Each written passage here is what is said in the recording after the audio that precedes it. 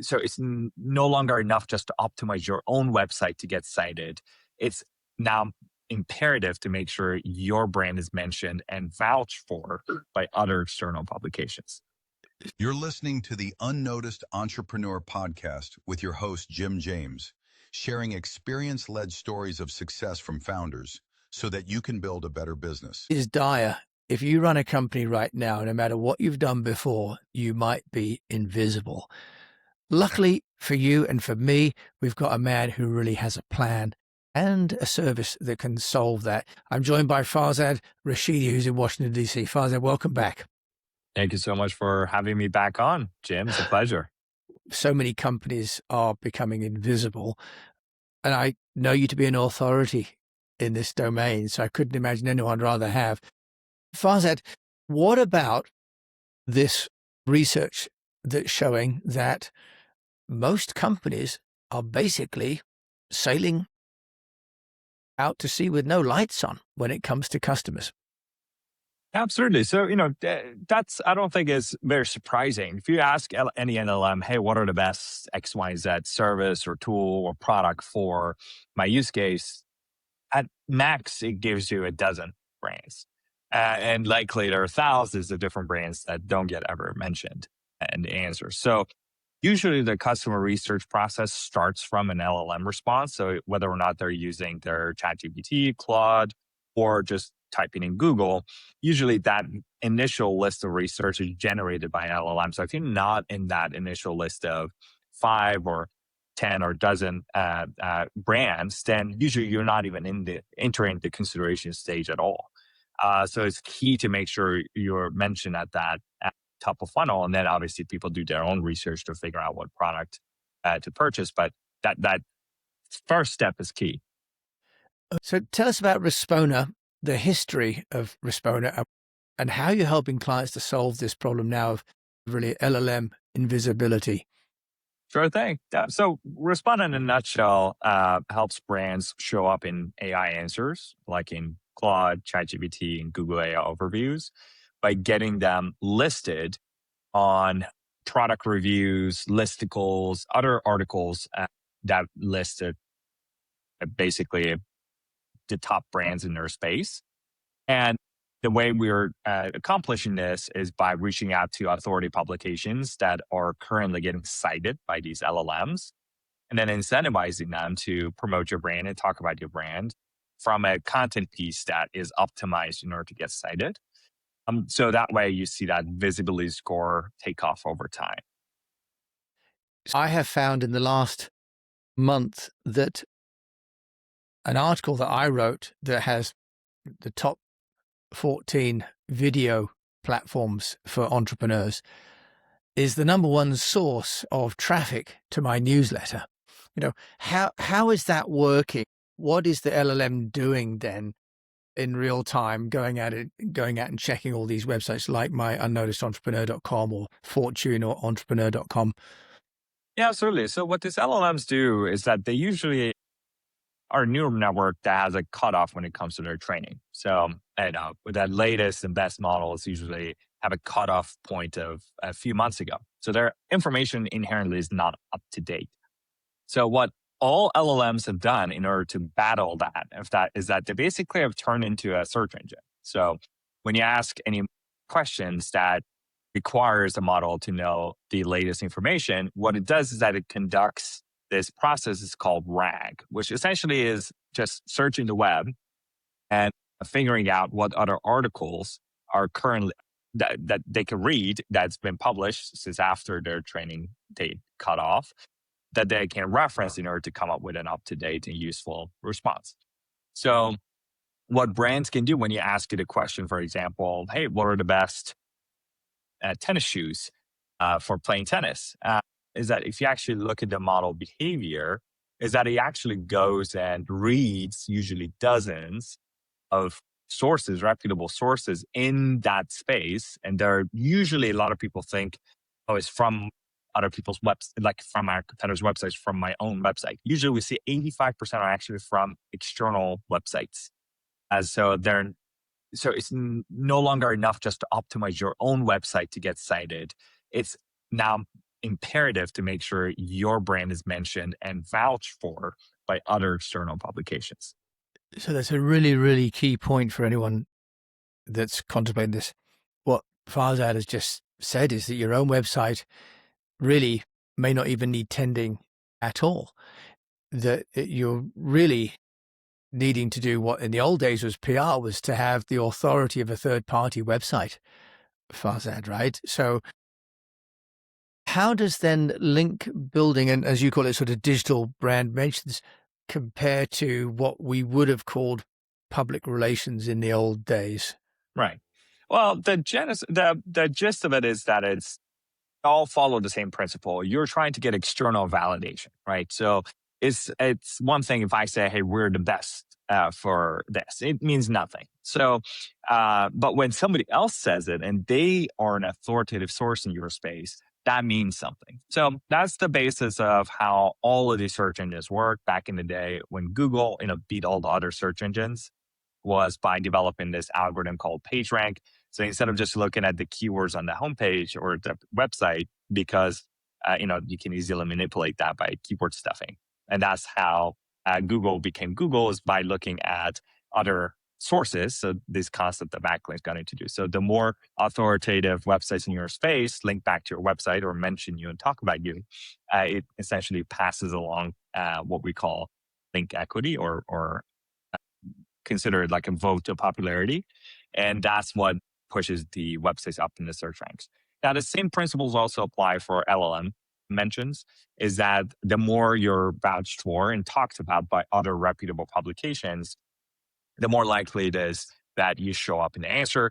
But there are some nuances to that. So I'm happy to dive into it if that makes sense. What does that mean in terms of getting their brand onto one of these? Because historically, those bigger websites will only take news or articles or mentions from big brands. Mm-hmm. Yeah, so that's an excellent question. So a lot of people think that I need to get, like, for example, Forbes to mention me, or I need to go on Reddit. So if you actually look at the percentage of citations, for example, Reddit is right around 5 or less of the citations. The vast majority of sources that get cited by these LLMs are actually not popular sources that you have heard of. And the reason why is that there's something called topical authority for a publication. So when a website writes about anything and everything, like a news site like Forbes, they're not a topical expert on anything. That website doesn't have a focus. They're writing about lifestyle and celebrity net worth and also B2B SaaS. So the type of domains that we see to actually get cited by these LLMs are websites that are usually other companies that have a blog or they have a content piece published on a website that's writing about a topic that they're an expert at. And so those are the type of citations and mentions you want to go after. It's not necessarily chasing after, just doing PR for the sake of like doing a study and then publishing it on publications. I found little evidence and correlation between those. And what I found that works well, and that's something that we help direct our clients to, is by analyzing the current citation tool for LLMs being used by these LLMs, and then you replicate what already works. So I'm happy to dive into that more. Yeah. So I mean, I know we're getting a bit technical, but it's fascinating because it's changing the game entirely. And one of the dimensions to what you said is that in the PR business, which I had for 25 years in agency, clients focused really on the high profile publication that the CEO read. You're on the correct path. Let me just adjust it a little bit. So we usually see there are not news articles most of the time at all. Like look at paid advertising, TV advertising, PR. So when you whittle it down to SEO or GEO, that's what people call it, which is for search engine optimization, or some people call it generative engine optimization, that's a different marketing channel. Right. The way these engines work is basically, if you want to show up in those answers, you need to go and be placed where they are looking. So what happens is that, and it varies usually based on the industry. So what you would need to do is to run the prompts you want to optimize for. Like in your case would be, what are the best marketing podcast for entrepreneurs. Mhm. You run that prompt through any of the LLMs you want to optimize for, and then take a look at the citations that show you where they're pulling their answers from. And then what you want to do is to replicate that citation pool. So not to do any guesswork, is to actually go and see, okay, what are the type of domains and the type of content that the LLM is searching for? So in that model's chain of thought, what are the questions it's asking? What are some of the content pieces it's referencing? And on what type of domains?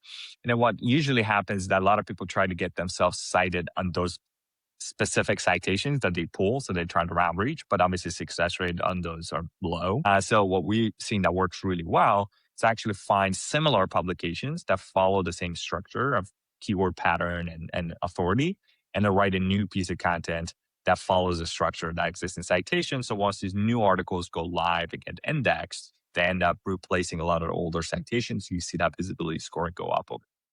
So a key part of what you're doing as a Respona is helping people to understand which publishing websites they need to be on, because those are the ones that the LLMs are tracking. Is that correct? Yep, Is that right? absolutely. Yep. Yep. Okay. So, And you do that within the platform, presumably. Within Respona, people type in what their domain is, what their product is, and what their avatar is. Is that right? yeah. So actually, if you don't mind, I could show you. Yep. Let's So go for it. yeah, absolutely. So I actually, in preparation for our meeting, I Oh, good. have run a search for the Unnoticed Entrepreneur podcast. Oh, perfect. So Do you like to share screen? Oh, good. You can share screen. Perfect. Oh, that's great. absolutely. So basically, I just put in your website here, the unnoticed.cc, and I put in some prompts here that the model suggested, like, for example, what are the best marketing podcasts for entrepreneurs? What business podcast, tech, practical branding and visibility, practical branding and visibility strategies. Then I put in the models you care about. So that's Oh, yeah. Google, ChatGPT, Google AI overviews. Now, what we give you in the second step is your current state of visibility as a baseline. Well, that's So terrible, though. I'm glad that for people that are listening, it's great. For the people that are watching, you can see that it's pretty poor. there's a lot of room to grow here. But yeah, absolutely. So as you see, there's a lot of podcasts that are getting mentioned, like Marketing School, Neil Patel, Masters of Scale. Okay. And you deserve to be on there. So essentially what we do is we run these prompts through the models, and then we take a look and see if they are mentioned. And we pull all the citations that the model is using in order to drive that answer. So a lot of it is like 13 best podcasts for entrepreneurs to listen to, Okay. best Yes. branding podcasts, etc. And we enrich that by the type. And so we see exactly the type of domain they are.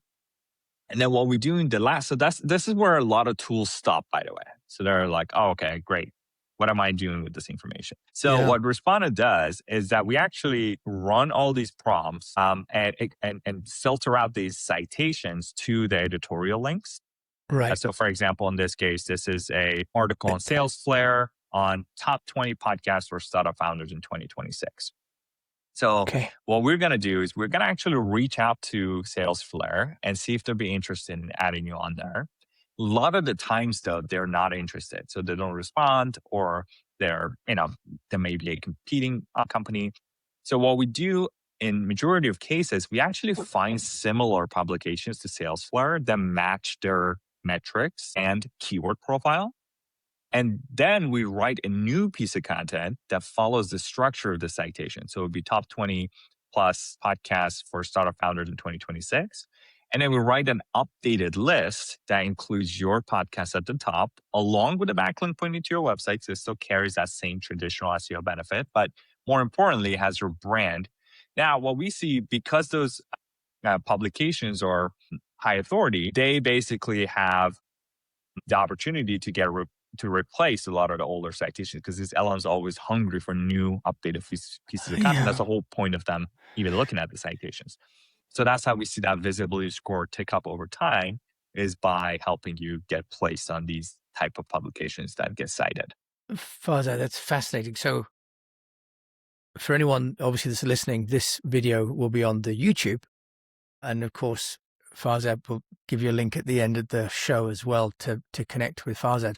But what we've then got is a high domain authority website. I know that my current website domain authority is 31, for example, right? But it's not showing up on any of your on any of the LLMs. So it's somehow not being cited, even though it's in the top 6 in the UK and top 2% worldwide, as shows it's invisible, which is fascinating because although it's done its work in some domains, it's completely useless in others. First of all, why would they not want to get an updated article? Well, Jim, how many emails do you get on a daily basis? Okay, yeah, exactly. Yeah, and actually I get them for people that want to place a backlink article on my website, and I've said no because I haven't really understood what was going to happen. Right, exactly. And so there's also ignorance, right, on the behalf of the publisher. Like me, you think, am I going to get hacked in some way, right, by publishing this? So that's a very interesting.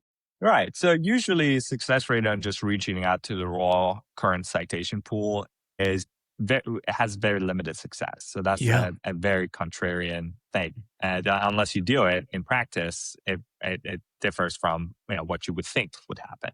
So you're basically when you do any sort of cold outreach to people that you have never heard of, the success rate usually hovers around 1%. Yes. So if you have a handful, for example, you have 400 citations to reach out to, if you're lucky, you may be able to convert 3 or 4 of them to say yes. But that will do nothing. It's not enough to move the needle. So what we found that works well is to create a pool of opportunities for each one of those citations to find similar publications, write new pieces of content following the structure, but then those new citations end up replacing a lot of older citations. 45% of citations usually basically cycle through every month. Yeah. So, okay. And is that, so that's interesting. That's an interesting statistic that 45% refreshing every month, which means 2 things. One is it's never too late to start. And the second is that you have to keep going, right? you do have to keep going. It's not a one-off strategy, only company that is doing this. So the more of your competitors that are following this strategy, then the more competitive your space gets and the more you have to follow. So it's definitely something that requires upkeep and something you have to do consistently over time. Uh, just like any other marketing strategy, it's not free to get placed on organic search results. But when you do make it work, you have an evergreen flow of customers coming to you that are already qualified and ready to purchase, and they already have established trust in you because they already have, been recommended to you or recommended to them by an LLM. So usually the conversion rate on those leads are way, way higher than what you would get through ads or any other channel. Oh, that's very interesting, Farzad. So a couple of things there. You mentioned cost. I looked up what value would be if I charged for the unnoticedentrepreneur.com, and it was about $30 to $40 was the value that one of these LLMs gave me for my domain for posting something to pursue this link building strategy. How does that work? Yep. So that depends on how competitive I would say the industry is. So for us, what we do is we have a flat rate price per placement. So we take care of the whole thing. It's a done for you service from start to finish. And the pricing is pay per placement. So it's guaranteed placements. It starts from $100 per placement and all the way up to $500 per placement. And when you place an order, you can actually select the quality tier you like to get a placement on. When we run our own analysis, we give you an action plan that gives you exactly how many brand mentions you need in what quality tier. So it's not guesswork. You're basically going off of the plan. Okay, so is it so $100 to get one, but the ROI of that could be that you're then found in an LLM, or do you have some target that you need to do 5 or 6 or 10? Yeah, absolutely. So there's no minimum. One thing, so for each set of prompts, when we run the analysis, we tell you exactly how many citations we need to go and replicate. And then we will calculate the total cost, depending on how many prompts you want to optimize for, how many models you want to optimize for. If you want to start with just one model, one prompt is much less expensive. And if you want to shoot for the stars and go after more keyword or more prompts and more models, and obviously it's going to cost more. So when it comes to Respona, we have a flat rate price per placement. And then when you place your order or when you create a campaign, we actually give you how much exactly it's going to cost to get ranked and maximize your visibility.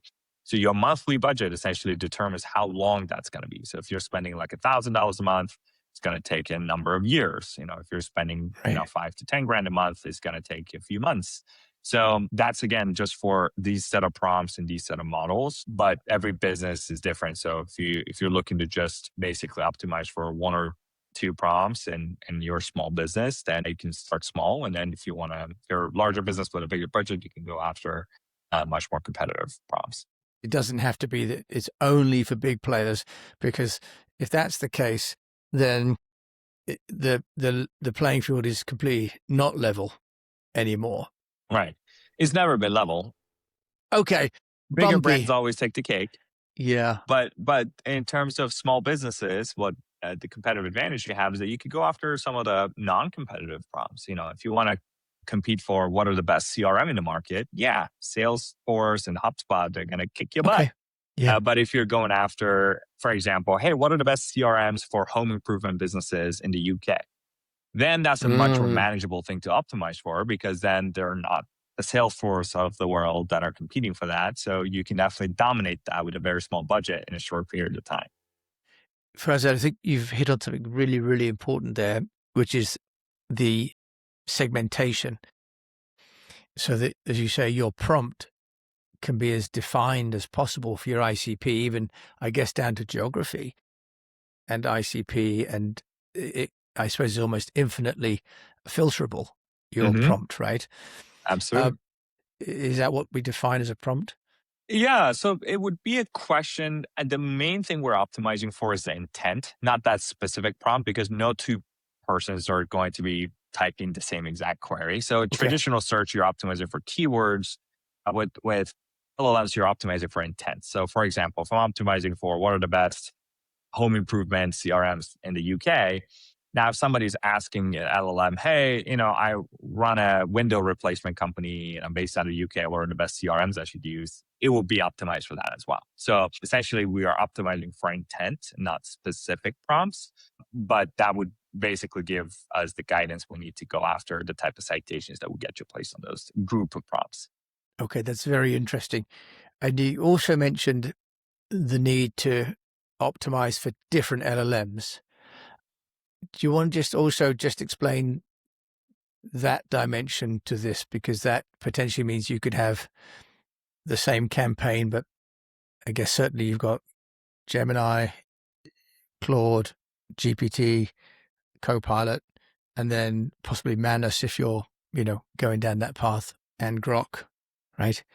So yeah, absolutely. I mean, we usually recommend Google AI Overviews, Claude, and ChatGPT, and they're usually the main ones we're going to optimize for. But obviously, when you do take a look at responses from like Perplexity, Copilot, et cetera, they also usually follow similar patterns of citations. right. So they end up having they work in very similar ways. But if you care about certain models, that usually ends up determining the tracking and determining that North Star metric. So if you care about showing up in ChatGPT and Claude and Google AI Overviews, which is what most people use, usually that will also help your Perplexity to go up as well. So they kind of help each other. It's kind of a tide that raises all.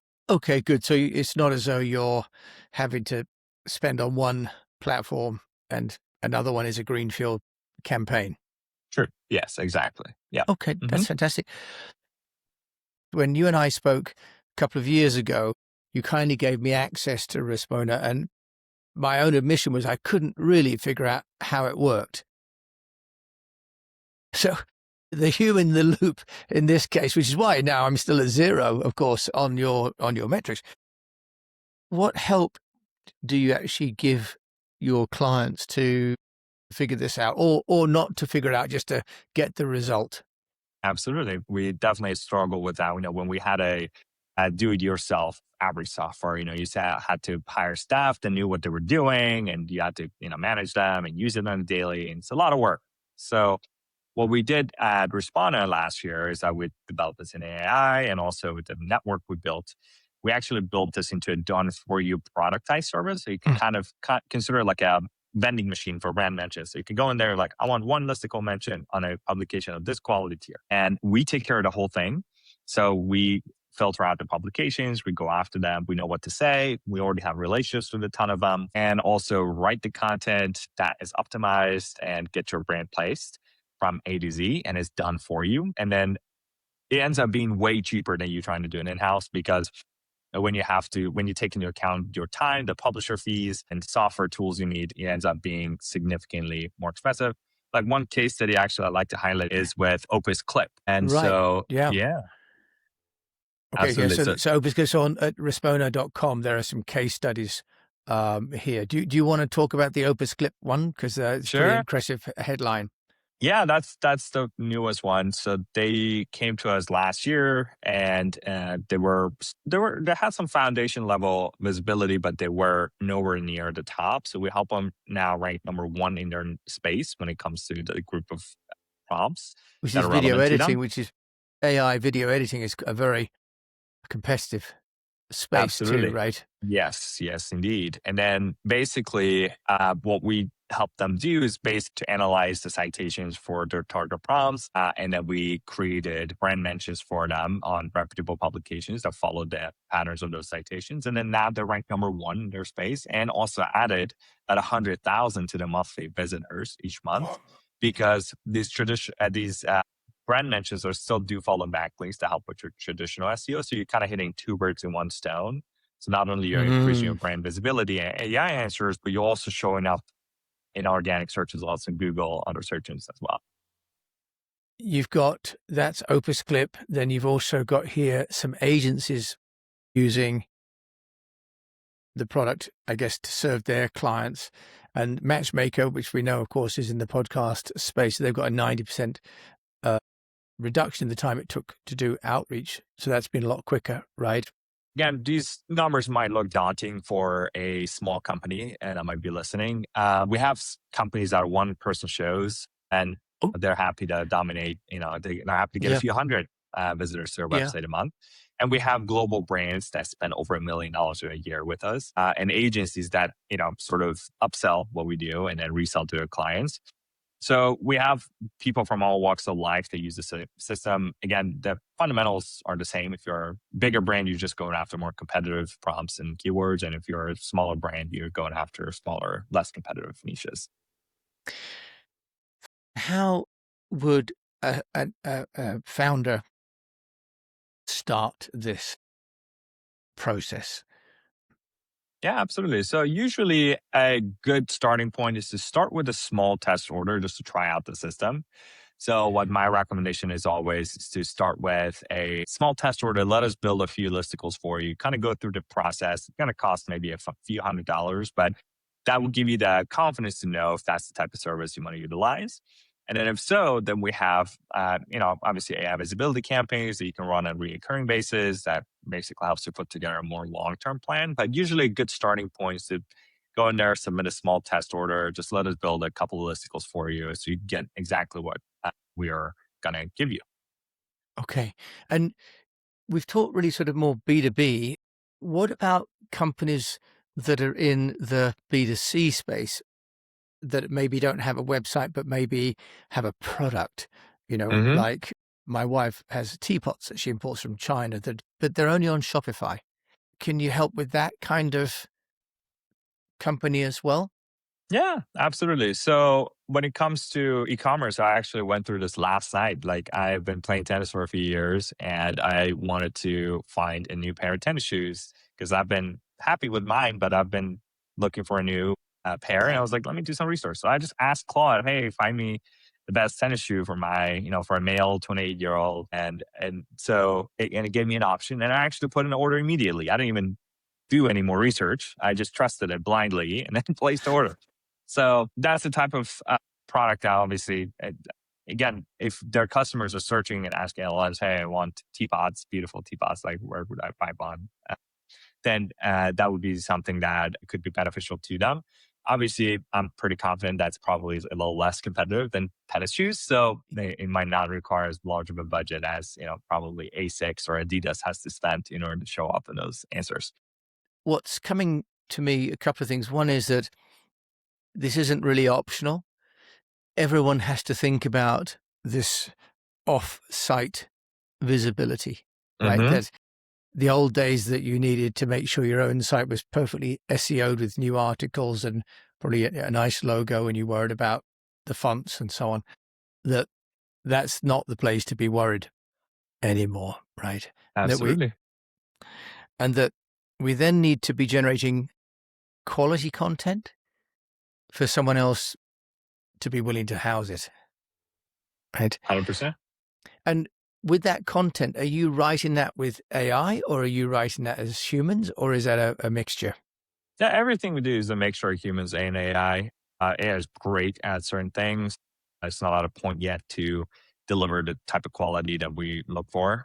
So we definitely have humans at every step of the process that quality assure everything. So that's why we want to make sure that every customer is happy with all the deliverables. So we Yeah. have a team built out to make sure everything is double checked. Okay. And I'm assuming this is multilingual as well, right? The same principles apply Globally, regardless. exactly. What about video and images? Is off-page search only text, or is it also applying to your YouTube videos and other formats?